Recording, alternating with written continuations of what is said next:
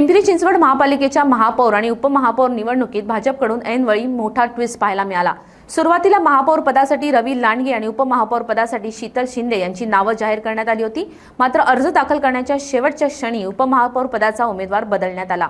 शीतल शिंदे यांच्याऐवजी शर्मिला बाबर यांनी उपमहापौर पदासाठी अर्ज दाखल केला। या बदलामुळे भाजपमध्ये काही काळ चर्चांना उधाण आलं। भाजप कार्यकर्त्यांनी नाराजी नाट्य नसल्याचा खुलासा केलाय। शीतल शिंदे यांना महापौर व्हायची इच्छा होती, पण पक्षाने रवी लांडगे यांचं नाव निश्चित केलं। शीतल शिंदे उपमहापौर पदासाठी इच्छुक नसल्याने शर्मिला बाबर यांना संधी देण्यात आल्याचा दावा आता करण्यात आलाय। येत्या 6 तारखेला महापौर आणि उपमहापौर पदाचा अंतिम निर्णय जाहीर करण्यात येईल। 2017 नंतर 9 वर्षाच्या कालखंडानंतर ही महापालिकेची निवडणूक होती आणि महापौर पदाची निवड जवळपास 6-6.5 वर्षानंतर होती। शहरामध्ये भारतीय जनता पक्षाची सत्ता दुसऱ्यांदा आल्यानंतर आज एकमतानं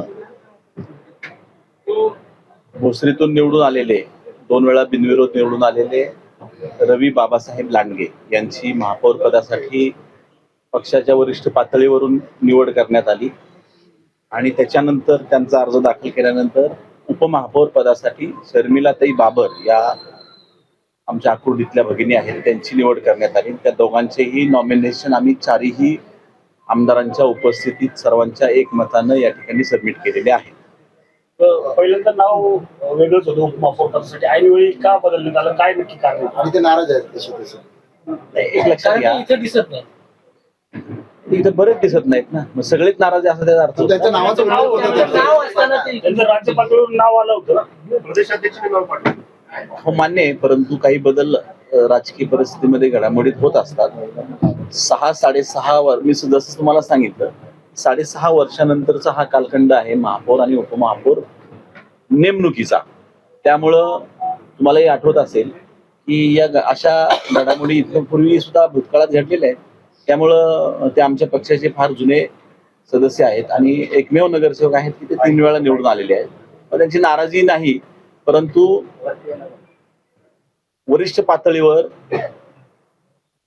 त्या पदाकरिता दुसरं नाव इच्छुक झाल्यानंतर निश्चितच त्यांच्या विचारानुसार शर्मिलाताईंची नेमणूक आम्ही करण्यात आली आणि त्यांचं नॉमिनेशन आम्ही आता सबमिट केलं। स्टँडिंग साठी तरी त्यांचा विचार होईल, कारण की ते स्टँडिंग साठी पण आग्रही आहेत। मागच्या वेळेस पण स्टँडिंगचा विषय हा येत्या 10-15 दिवसात ठरेल।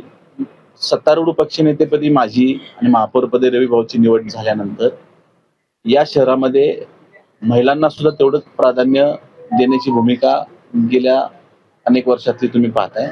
तोच प्रयत्न यशस्वी करताना शर्मिलाताईंची नेमणूक उद्याच्या काळात उपमहापौर म्हणून झालेली असेल, एवढं मात्र मी तुम्हाला